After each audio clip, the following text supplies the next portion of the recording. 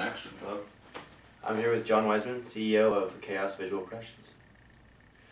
So what is your job title exactly? I'm the Chief Executive Officer and the President of the company. Alright. When you're in the office, what does your job include?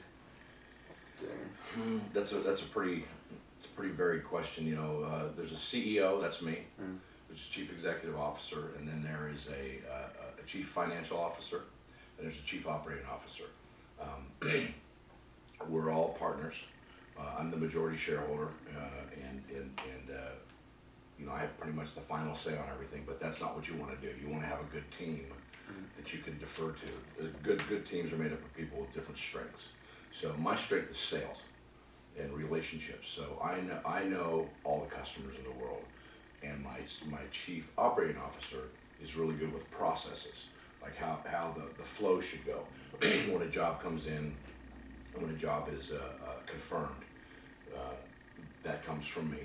I hand it to him, and then the Chief Financial Officer, he deals with the banking, the tax people, and that's kind of his zone. So we all we overlap. We meet about once a month when we're able to. And so my expertise is in sales and marketing, which is, you know, the engine that runs the company.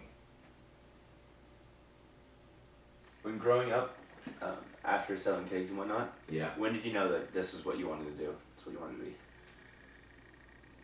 You know, when I was, you go to college and you don't know what you want to do. And a lot of going to college is to just be exposed to a lot of different things. And you know, I didn't understand that. I remember my parents telling me that because I just wanted to work. And you know, was exposed to a lot of different things in college. And you know, when I started doing the shows, it wasn't just the shows for the school. I started getting involved with one of the local promoters, a guy named Bill Graham, pretty famous promoter. And so I started kind of working with Bill Graham, and I kind of noticed, you know, it was more of a, I never felt like I was going to work. I never felt like I was going to work. It was more of a passion, you know. And so I thought, you know, I'm looking at the guys that are doing this. I'm about 19, maybe 20 years old. I'm thinking, these guys, you know, they're not that much smarter than me. So, you know, and I've always been a really hard worker, so I had a passion for it. I never felt like going to work. I really enjoyed what I was doing. I loved music, but I could never play anything. So I thought it would be a good way to be around it, and you can make a lot of money. So it all kind of I just went for it. I dropped out of school after 5 years of college, and that was scary. And I wish I had finished, to tell you the truth. It makes no difference in my life today, but it's a personal thing. But you know, so short answer, long answer to your question is when I felt that I could do it and I felt that I'd enjoy it. From school? To do this? Yeah. No.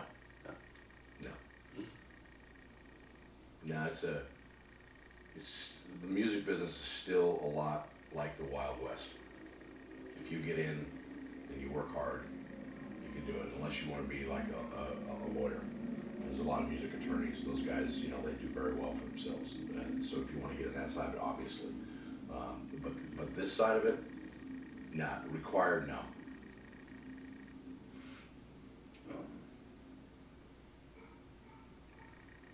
If so, how has the recent recession affected your work? Well,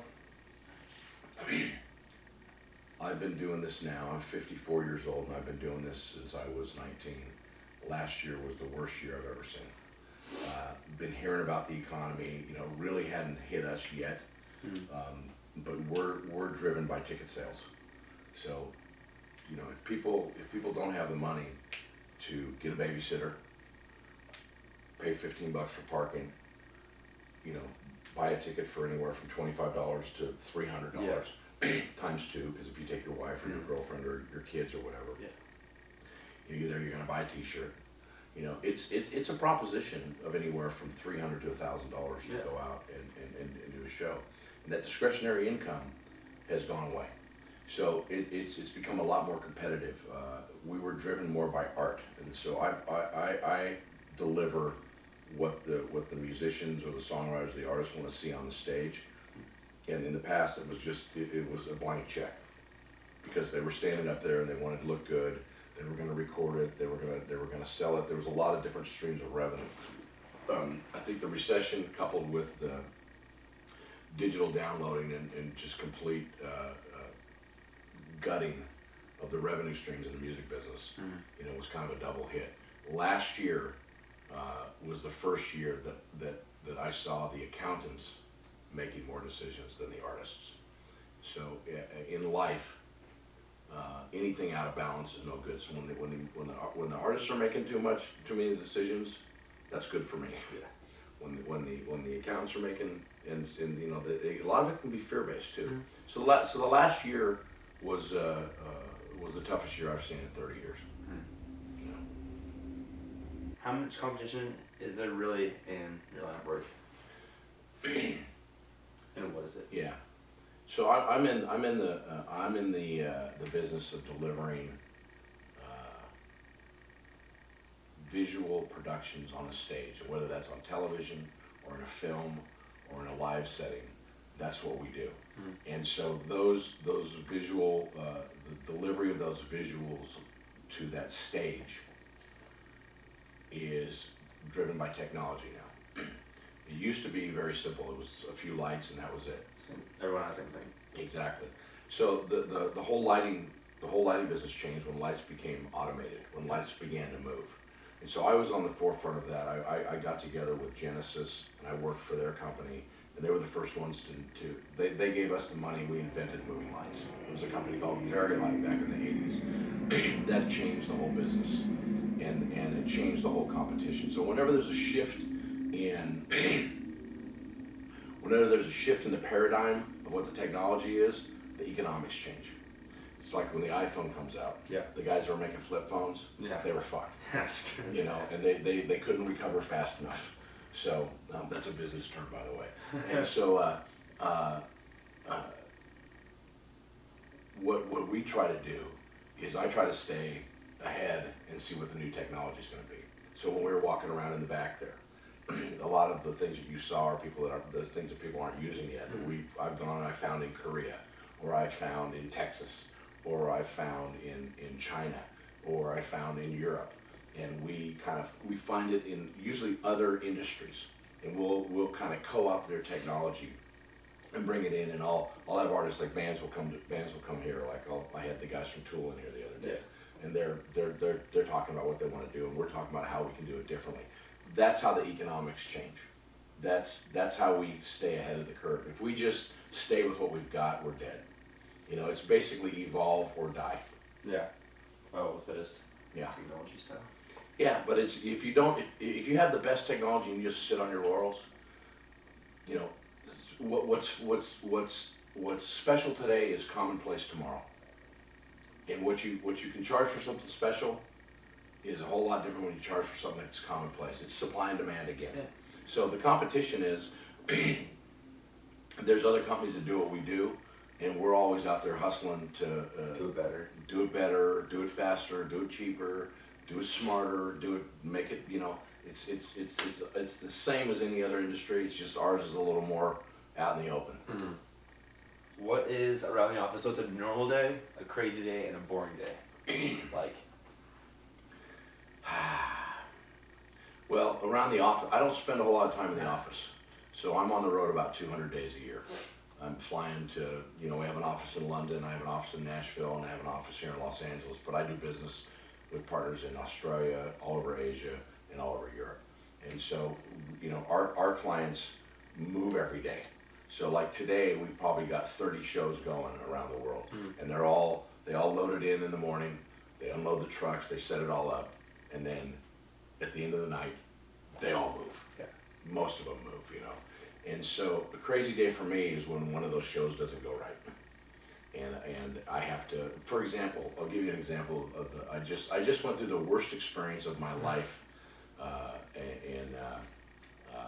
for the NFL kickoff, which was from 30 Rockefeller Center this year. It was over Labor Day weekend. So what is it now? It's October, right? So about 3 weeks ago.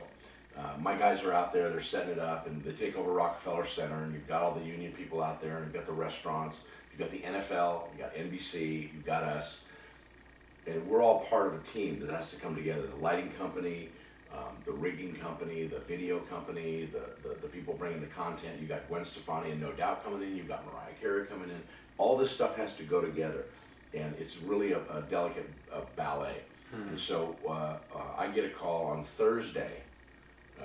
This is Thursday prior to Labor Day weekend. That one of the trucks had been in an accident. It's a 52-foot truck and it's full of LED walls. The LED walls come in 2 foot by 2 foot squares, and the guys build the walls. And so the artist can make them creative, and we build it kind of how they are, and then they put a facade around it to make it look different or whatever. But you know, a wall that's big is small pieces, and there's about $4 million worth of this stuff in a truck. So the guy gets in an accident, and we're like, okay, how bad's the accident? This is on Thursday. They come back to me and they go, you know, it's okay. He's gonna be all right, and the truck's okay. And we're gonna send another truck, and we're gonna cross load it, and we're gonna be on. I said, okay. So listen, I say, because they don't call me unless it's like, you know. I go, listen, get a double driver, because drivers can only drive a certain amount of time before they have to put in their logbook, and then they have to pull over and they have to sleep. I said, get a double driver, fly another driver out there. When that guy's done, he goes to sleep, the other guy keeps driving. We'll make up the time that way. So that's the CEO, that's the executive making the decision on how to do it. The trucking company ignored me. And then I get a call Friday that the guy that still hasn't moved, has been sitting there for 18 hours. So, and I get a call from my man on the site, and he's got a union crew standing by at about $10,000 an hour, and everyone else waiting. And so I'm like, my guy calls me and says, John, it's time for you to get deeply involved in this. So what basically happened is the truck never showed up. So I spent from Friday morning at 6 a.m. till Tuesday night at midnight finding other gear on a Labor Day weekend. So some of it was in Montreal, some of it was in Chicago, and it all has to match. You can't, because we've already installed some of it because the other trucks made it. So that's probably my worst nightmare. And then I had to get on, I got on a red eye to New York out of LAX, landed at 8:30 in the morning. Took a shower at the airport, went straight to Rockefeller Center, walked in, and just, because I have to tell the client. And the same client I do the Super Bowl halftime with, the same client I do, you know, all these other shows with. And you know, as long as your shows are going great, that they don't remember the good ones. You screw one up, and that's what they remember. And even though it wasn't my fault, it was a third-party trucking company, I had personally made a commitment to that guy that we would be there, and we would do it, and we'd always done it. So, you know, he doesn't want me to hear a bunch of excuses from me. I looked him in the eye and I just said, listen, we got it together. I'm sorry about the drama, you know, and whatever the union overtime bill is, which ended up being about $110,000, I said, send me the bill, I'll pay it. So that's what you have to do, you know. That's the worst day at the office. The best day at the office is when you get clients calling you back and you're confirming shows, and you pass it down the hallway, and the CFO's collected the money, and all the crews are working, and everybody's happy. Those are electric days, and they do happen more often than not. You know, there's about 4 companies that we compete with, and they're all really good companies. We just think we do it different, and we think we do it better. And some clients, you know, will have an open bidding process where everybody has to bid. And when you win one of those, and you're able to make money doing it, and you're able to keep people employed. You know, I have 50 full-time employees in this building, and you know, when things go south like they did this year, we're kind of like a family here. I didn't lay anybody off. You know, the executives all took pay cuts. You know, we pay everyone's health insurance, families, and everything. We do matching funds in their retirement. We do a lot of things differently than a lot of companies, because my philosophy is that it's a lot more expensive to replace an employee and find a new employee than just keep a really good one. And you know, plus we also, you know, we're in the rock and roll business. We're rock and roll guys. You know, we want people to be happy to come to work in the morning. We don't want them dreading coming here. You know, so that's the kind of environment we try to create. All right. Yeah. Good. Done. That's it. Yep. All right, bro. Thank you very much. You're welcome. Thank you.